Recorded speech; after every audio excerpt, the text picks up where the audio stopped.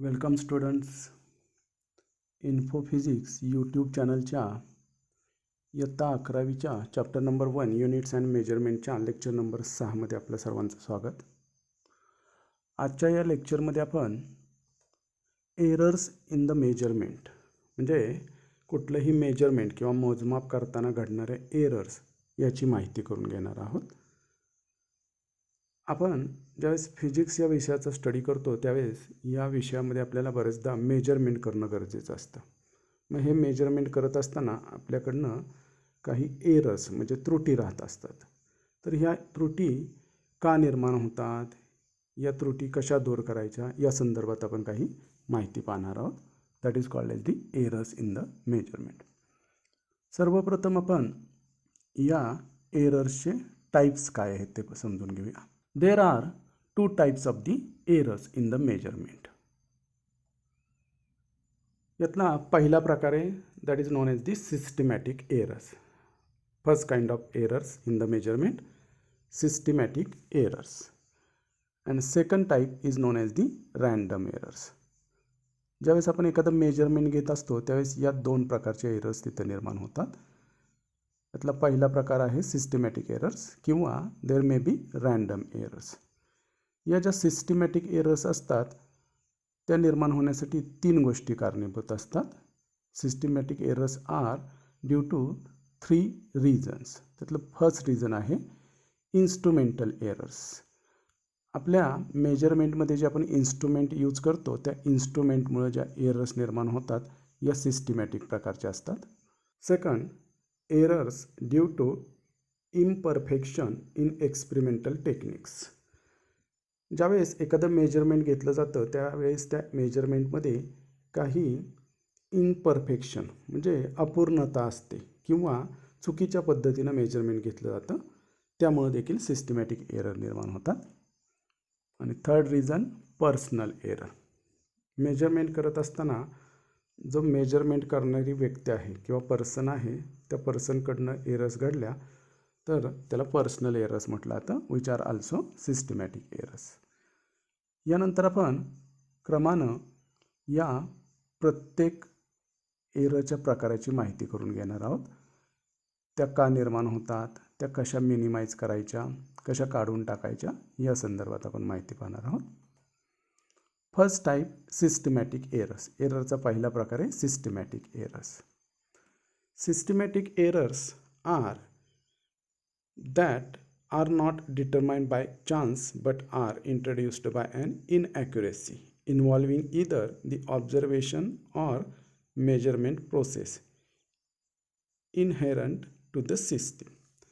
तर ह्या ज्या सिस्टमॅटिक एरर्स आहेत ह्या योगायोगानं वगैरे काही घडत नाही आहेत, तर त्या इनॲक्युरेसी इन द मेजरमेंट म्हणजे आपण जे मेजरमेंट करणार आहोत त्याच्यामध्ये अचूकता कमी राहिली तर या प्रकारचे एरर्स निर्माण होत असतात. मग ही अचूकता ऑब्झर्वर म्हणजे एक्सपेरिमेंट करणाऱ्याकडनं राहतील किंवा मेजरमेंट प्रोसेस म्हणजे आपण जे मेजरमेंट करतोय त्या प्रोसेसमध्ये घडलेल्या चुकीमुळे घडू शकतात. तर या दोन्ही कारणामुळं आपल्या मेजरमेंटमध्ये एरर्स घडू शकतात. Source of systematic error may be due to imperfect calibration of the instrument and sometimes imperfect method of observation. तर ह्या सिस्टमॅटिक एरर्स निर्माण होण्या मागची कारणीभूत गोष्ट म्हणजे एकतर imperfect calibration of the instrument म्हणजे आपण जे मेजरिंग इन्स्ट्रुमेंट यूज करणार आहोत ते यूज करताना त्याचं कॅलिब्रेशन जर व्यवस्थित नसेल तर या सिस्टमॅटिक एरर्स घडतात. किंवा जो पर्सन एक्सपेरिमेंट करणार आहे त्याच्याकडनं चुकीच्या पद्धतीने एक्सपेरिमेंट केला गेला किंवा मेजरमेंट केलं गेलं तर त्यामुळे देखील सिस्टमॅटिक एरर्स निर्माण होतात. Each of this errors tends to be in one direction either positive or negative. ह्या ज्या सिस्टमॅटिक एरर्स घडतात तर एकतर त्या पॉझिटिव्ह असतात किंवा निगेटिव्ह असतात. आता पॉझिटिव्ह किंवा निगेटिव्ह एररचा अर्थ काय होतो आहे, फॉर एक्झाम्पल आपण एखाद्या ऑब्जेक्टचं मास मेजर करतो आहे तर आपल्याकडनं त्या ऑब्जेक्टचं मास एक्स्ट्रा मेजर केलं गेलं तर त्याला पॉझिटिव्ह एरर म्हटलं जातं. आणि त्या बॉडीचं किंवा त्या ऑब्जेक्टचं मास कमी मेजर केलं गेलं तर त्याला निगेटिव्ह एरर म्हटलं जातं. किंवा आपण एखाद्या ऑब्जेक्टची लेंथ मेजर करतो आहे तर ही लेंथ मेजर करताना ॲक्च्युअल लेंथपेक्षा आपल्याकडनं ती जास्त मेजर केली गेली, तर ही एरर घडली, त्याला पॉझिटिव्ह एरर म्हणायचं. जर आपण लेंथ मेजर करताना कमी मेजर केली, ॲक्च्युअल लेंथपेक्षा कमी मेजर केली, तर that is known as the negative error. The source of systematic errors are as follows. ह्या सिस्टमॅटिक एरर्स निर्माण होण्याची 3 कारणं आपण पाहिलेली. त्यातलं फर्स्ट रिझन इन्स्ट्रुमेंटल एरर. आपण जे मेजरमेंट करत असतो त्यामध्ये जे इन्स्ट्रुमेंट यूज केलं जातं त्या इन्स्ट्रुमेंटमुळे निर्माण होणाऱ्या एरर्सला इन्स्ट्रुमेंटल एरर्स म्हणतात. These types of errors arises due to the defective calibration of an instrument. आपण जे मेजरिंग इन्स्ट्रुमेंट वापरतोय ते जर चुकीच्या पद्धतीनं कॅलिब्रेट केलेलं असेल किंवा फॉल्टी इन्स्ट्रुमेंट असेल तर या प्रकारच्या एरर्स निर्माण होतात. For example, an incorrect zeroing of an instrument will lead to such kind of errors. एखाद्या मेजरिंग इन्स्ट्रुमेंटमध्ये जे झिरो रिडिंग असतं किंवा झिरोपासून सुरुवात असते ते जर व्यवस्थित नसेल किंवा झिरो हा प्रॉपर नसेल तर त्या ठिकाणी ही एरर निर्माण होते. याचं एक पहिलं एक्झाम्पल म्हणजे zero of thermometer not graduated at proper place. आपण टेम्परेचर मेजर करण्यासाठी थर्मामीटर यूज करतो. ह्या थर्मामीटरचा झिरो जर प्रॉपर ठिकाणी नसेल किंवा प्रॉपर कॅलिब्रेशन झालं नसेल तर आपल्याकडनं टेम्परेचर चुकीचं मिळतं जातं. Second example, a voltmeter showing a voltage of 0.5 volts even when not connected in circuit. इथं या पिक्चरमध्ये दाखवल्याप्रमाणे समजा आपण एखादं मेजरमेंट करण्यासाठी व्होल्टमीटरचा वापर करतो आहे, व्होल्टेज मोजण्यासाठी समजा व्होल्टमीटरचा वापर करतो आहे आणि जर हा व्होल्टमीटर या पिक्चरमध्ये दाखवल्याप्रमाणे त्याचा पॉइंटर झिरोवर असायच्याऐवजी तो थोडासा पुढं सरकलेला आहे, तर ही एक एरर निर्माण होणारी गोष्ट आहे किंवा एरर इंट्रोड्यूस करणारी गोष्ट आहे.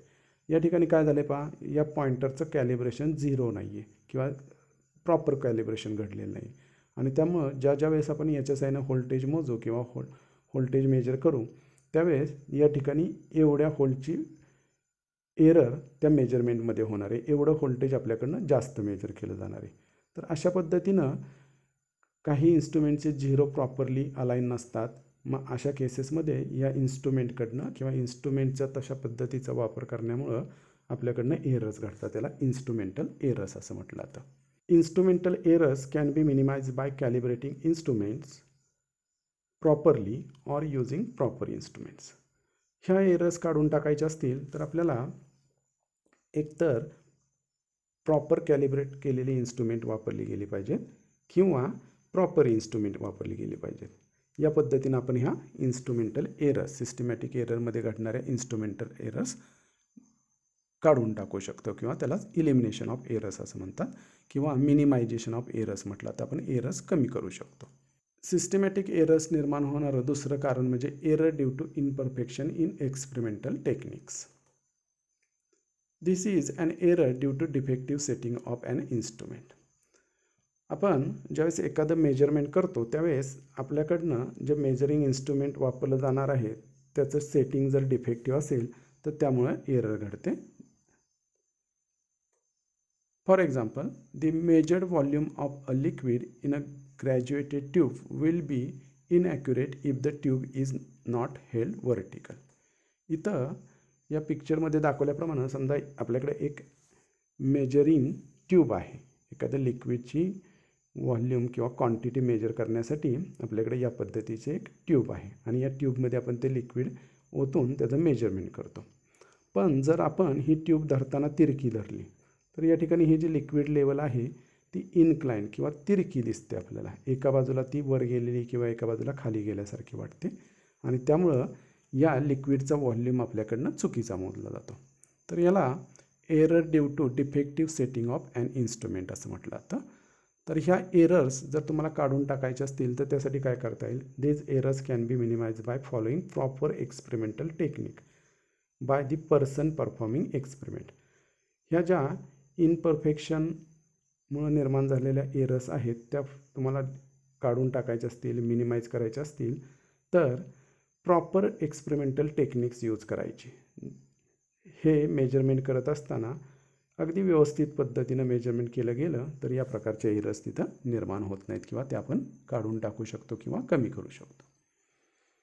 सिस्टमॅटिक एरर्स निर्माण होण्याचं थर्ड रिझन आहे personal errors. As name suggest, such errors are introduced due to a fault of the observer. या एरर्स या पर्सनकडनं म्हणजे व्यक्तीकडनं होतात. एखादं मेजरमेंट करणारी व्यक्ती असेल तर त्या व्यक्तीकडनं काही उणिवा किंवा त्रुटी निर्माण होतात आणि ह्या त्रुटींमुळं या प्रकारचे एरर्स निर्माण होतात.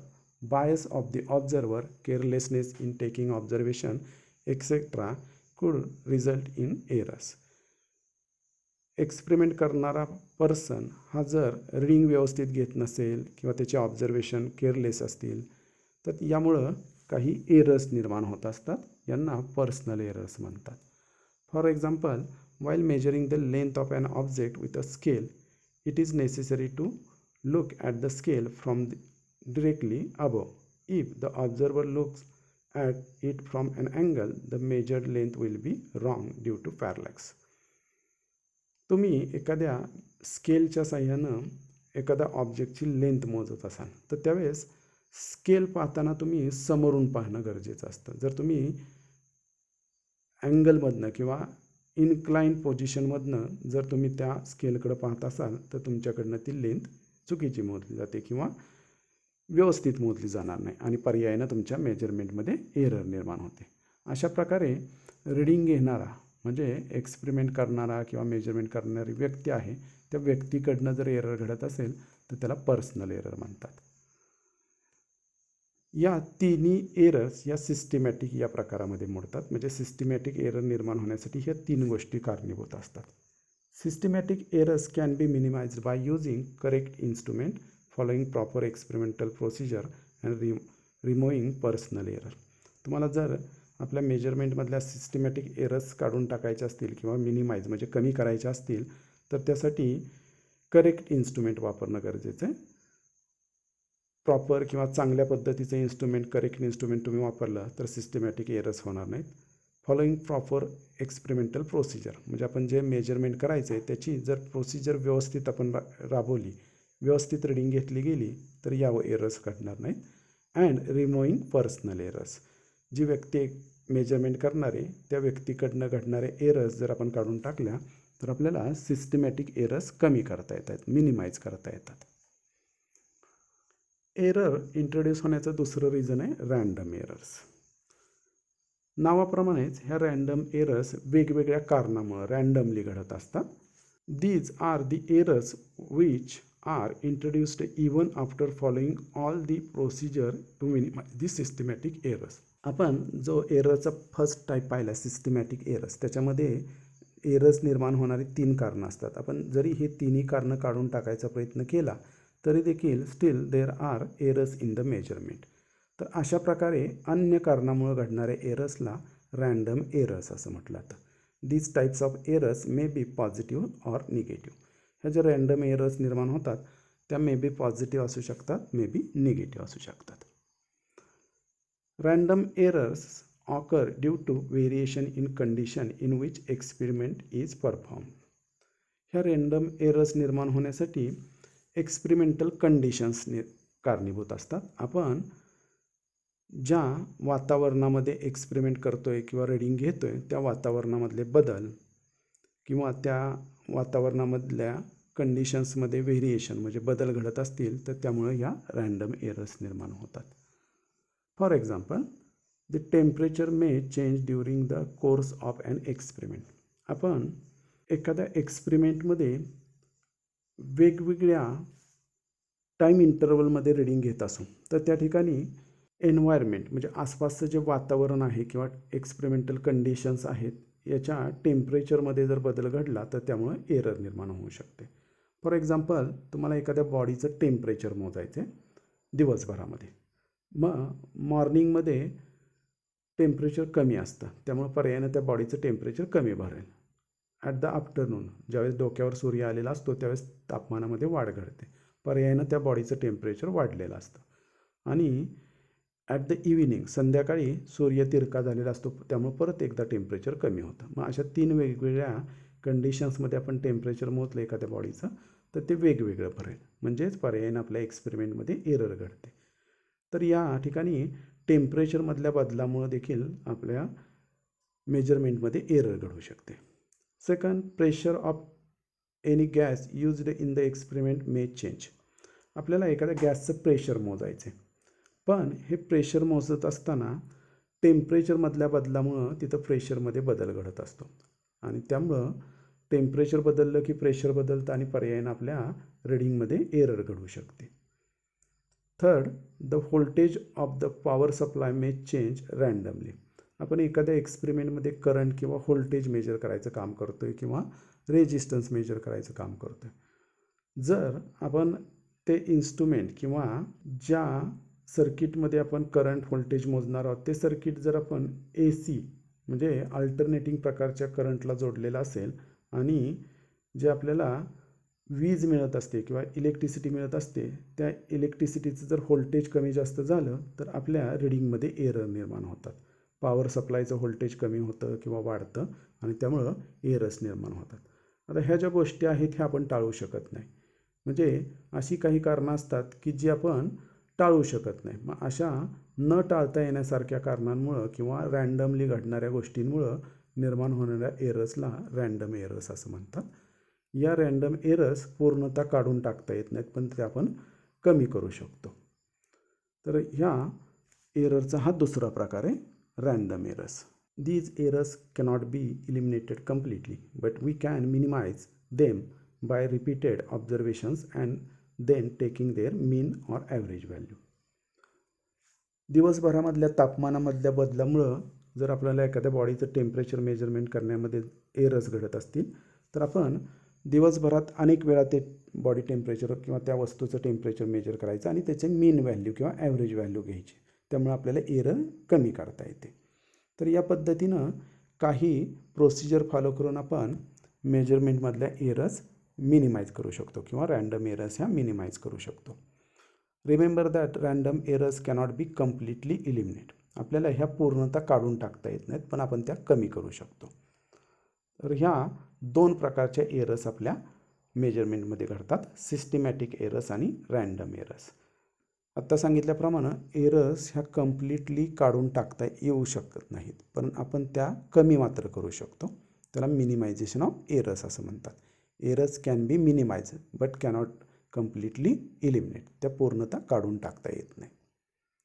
याच्यानंतरच्या लेक्चरमध्ये आपण एस्टिमेशन ऑफ एरर्स म्हणजे ह्या एरर्स कशा डिटरमाइन केल्या जातात, आपल्या मेजरमेंटमध्ये किती प्रमाणात एरर घडली हे आपण मॅथमॅटिकली फाइंड आउट करणार आहोत. त्याला एस्टिमेशन ऑफ एरर्स म्हणतात. मग ह्या एरर एस्टिमेशनच्या मेथड्स काय आहेत ते आपण समजून घेणार आहोत. आणि त्यानंतर आपल्याला या चॅप्टरमध्ये एक लास्ट आर्टिकल पाहायचं आहे, सिग्निफिकंट फिगर्स. सिग्निफिकंट फिगर्स म्हणजे काय आणि मेजरमेंटमध्ये सिग्निफिकंट फिगर्स कशा ठरवल्या जातात ते देखील आपण समजून घेणार आहोत. या ठिकाणी आजचं आपलं हे लेक्चर आपण कन्क्लूड करतो आहे. Thanks for watching. If you like this lecture, hit like button and remember to subscribe the channel. Thanks.